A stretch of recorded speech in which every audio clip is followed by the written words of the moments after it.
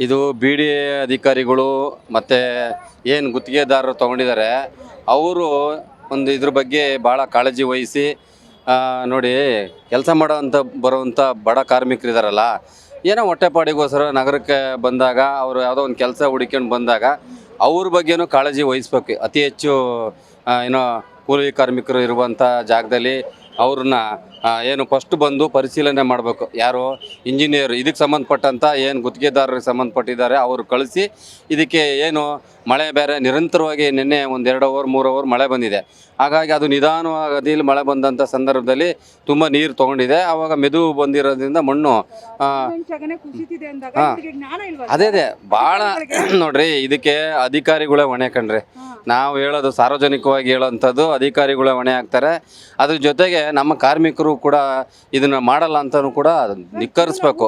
ಅಲ್ಲಲ್ಲ, ಅವರು ಕೂಡ ಧಿಕ್ಕರಿಸ್ಬೇಕು. ಯಾಕಂದರೆ ಇಂಥ ಸಂದರ್ಭದಲ್ಲಿ ನಮ್ಮ ಜೀವಕ್ಕಿಂತ ಮುಖ್ಯವಾಗಿ ಯಾವುದೂ ಇರೋದಿಲ್ಲ. ಹಾಗಾಗಿ ಅಧಿಕಾರಿಗಳು ಪ್ಲಸ್ ಈ ಗುತ್ತಿಗೆದಾರರೇ ಇದಕ್ಕೆ ಕಾರಣ ನೇರ. ಇದೆಲ್ಲ ಬಂದು ಏನು ಎಲ್ಲರೂ ಸಾರ್ವಜನಿಕವಾಗಿ ಒತ್ತಾಯ ಮಾಡ್ತಾ ಇರೋದೇ ಇದು. ಅವರಿಗೆ ಒಂದು ಒಳ್ಳೆಯ ಪರಿಹಾರ ಕೊಟ್ಟು ಅವ್ರ ಮನೆ ಕುಟುಂಬಕ್ಕೆ ಅವರು ಸಾಕಾರ ಆಗಬೇಕು. ಈಗ ಏನು ಹೋಗಿದೆ, ಎಷ್ಟು ಕೊಟ್ಟರು ಸಾಲದು. ಬಟ್ ಆದರೆ ಸಾರ್ವಜನಿಕವಾಗಿ ಏನು ಕೇಳ್ತಾರೆ, ಈಗ ಅವರು ಹೋಗಿದ್ದಾರೆ, ಜೀವ ಅಂತೂ ಯಾವುದೇ ಕಾರಣಕ್ಕೂ ಬರೋಲ್ಲ, ನೀವು ಎಷ್ಟು ಕೋಟಿ ಕೊಟ್ಟರು ಬರೋದಿಲ್ಲ.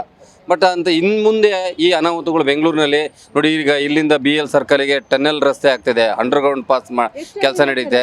ಸುಮಾರು ಇದೊಂದು 10-15 ಅಡಿ ಇದೆ.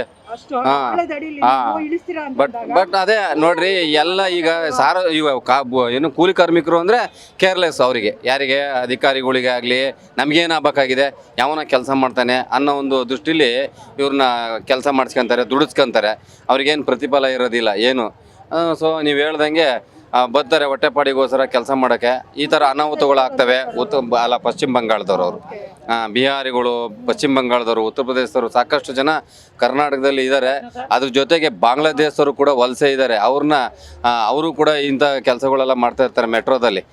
ಅವರು ಏನೋ ಆಗಲಿ, ಆದರೆ ನಮ್ಮದೇ ಆದಂಥ ದೇಶದಲ್ಲಿರುವಂಥ ಕಾರ್ಮಿಕರ ಬಗ್ಗೆ ಒಂದು ಕಾಳಜಿ ಇರಬೇಕು. ಮತ್ತು ಸೇಫ್ಟಿ ಮೆಜರ್ ಅದು ಭಾಳ ಮುಖ್ಯ. ಏನು ಭಾಳ ಅವ್ರ ಜೀವದ ಬಗ್ಗೆ ಕಾಳಜಿ ವಹಿಸಿ ಗುತ್ತಿಗೆದಾರರು ಒಟ್ಟಾರೆ ಬರೋದು ಅಲ್ಲಿಗೆ ಪಾಯಿಂಟ್ ಬರುತ್ತೆ. ನೀವೇನೇ ಮಾತಾಡಿದ್ರು ಕೂಡ ಗುತ್ತಿಗೆದಾರರು ಮತ್ತು BD ಅಧಿಕಾರಿಗಳು ನೇರ ಹೊಣೆ ಆಗ್ತಾರೆ. ಇದಕ್ಕೆ ಅವ್ರ ಸಾವಿಗೆ ನೇರ ಹೊಣೆ ಅವರೇನೆ. ಮಳೆ ಎಷ್ಟು ಒಂದು ವಾರದಿಂದ ನೀವು ಬರ್ತಾ ಇದೆ ಅಂದಾಗ ಇಲ್ಲಿ ಯಾರನ್ನೂ ಪರಿಶೀಲನೆ ಮಾಡಕ್ಕೂ ಬಿಟ್ಟಿಲ್ಲ. ಇಳಿಬೋದಾ ಬೇಡವಾ ಅನ್ನೋದು ಯೋಚನೆ ಮಾಡಿಲ್ಲ. ಏಕಾಏಕಿ ಅಷ್ಟು ಜನ ನಿಲ್ಲಿಸ್ಬಿಟ್ಟು ಅಂತ ಜೀವಗಳನ್ನ ನೀವು ಪ್ರಾಣ ತಗೊಂಡ್ರಲ್ಲ, ನಿಮ್ಗೇನು ಅನ್ಸಲ್ವಾ ಅವ್ರಗಳಿಗೆ, ಅಧಿಕಾರಿಗಳಿಗೆ? ಮೇಡಮ್, ನೀವು ಈಗ ಎಲ್ಲರೂ ಕೂಡ ಬೇಜಾರು ಮಾಡ್ಕೊತಾ ಇರೋದೇ ಅದೇ. ಅಧಿಕಾರಿಗಳು ಮುಂಚೆಗೆ ಬಂದು ಪರಿಶೀಲನೆ ಮಾಡಬೇಕು. ಈ ಕಾಮಗಾರಿ ಇವತ್ತ ಸೂಕ್ತ ರೀತಿಯಲ್ಲಿ ಕೆಲಸ ಮಾಡ್ಬೋದೋ ಬೇಡವೋ ಅಂತ ರಿಟರ್ನ್ ವಾಲ್ ಕಟ್ಕೊಂಡು ಮುಂಚೆ ಮಾಡಿದರೆ ಈ ಅನಾಹುತಗಳು ಆಗ್ತಿರ್ಲಿಲ್ಲ. ಮಣ್ಣು ಸ್ಮೂತಾಗಿರೋದ್ರಿಂದ ಕುಸ್ತೋಗಿದೆ. ಅದು ಆಳ ಬೇರೆ ತುಂಬ ಜಾಸ್ತಿ ಇರೋದ್ರಿಂದ 10-15 ಅಡಿ ಆಳ ಇರೋದ್ರಿಂದ ಇದೆಲ್ಲ ಅನಾಹುತ ಆಗಿದೆ. ಈ ಗುತ್ತಿಗೆದಾರರು ಫಸ್ಟು ಅವರು ಮತ್ತು ಇಂಜಿನಿಯರ್ಸ್ಗಳು ಏನು ಸಂಬಂಧಪಟ್ಟಿದ್ದಾರೆ ಅವರು ಇದಕ್ಕೆ, ಮತ್ತು BD ಸಂಬಂಧಪಟ್ಟಂಗೆ ಅವರೇ ಅಧಿಕಾರಿಗಳೇ ಇದಕ್ಕೆ ನೇರ ಹೊಣೆ ಆಗ್ತಾರೆ.